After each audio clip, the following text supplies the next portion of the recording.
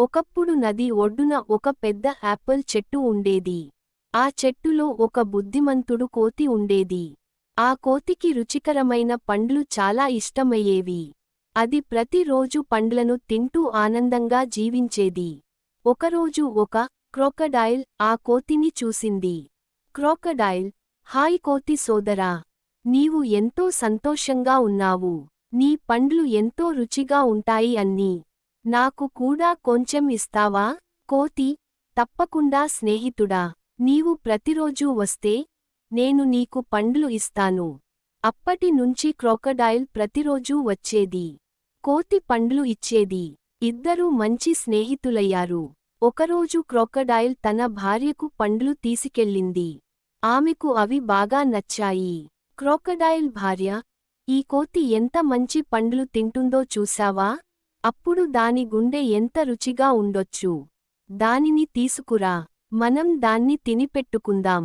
Crocodile కోపంగా, అది నా స్నేహితుడు. నేను అలా చేయలేను.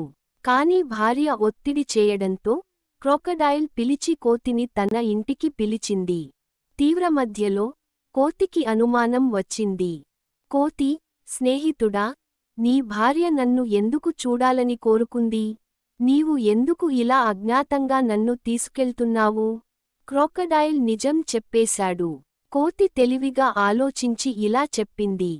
కోతి, ఓహ్, నీవు ముందు చెప్పాల్సింది. నా గుండె ఆ చెట్టుపై ఉంది. పండ్లు తినేటప్పుడు నేను దానిని అక్కడే ఉంచేశాను. నన్ను తిరిగి చెట్టుపైకి తీసుకెళ్ళు, నేను తీసుకురావాలి. క్రోకడైల్ కోతిని తిరిగి తీసుకెళ్లాడు. కోతి వెంటనే చెట్టుపైకి ఎక్కి ఇలా అన్నాడు. నీకు స్నేహం అర్థం లేదు. నీవు నన్ను మోసం చేయాలనుకున్నావు. ఇకనుంచి నీకు నేను పండ్లు ఇవ్వను. మనం మిత్రులు కాదు. మెరిసే నక్షత్రం నేపథ్యము. బుద్ధిమంతులు ఏ పరిస్థితినైనా తెలివిగా ఎదుర్కొంటారు. నమ్మకాన్ని దగా చేయకూడదు. స్నేహం అనేది విశ్వాసంపై ఆధారపడి ఉంటుంది.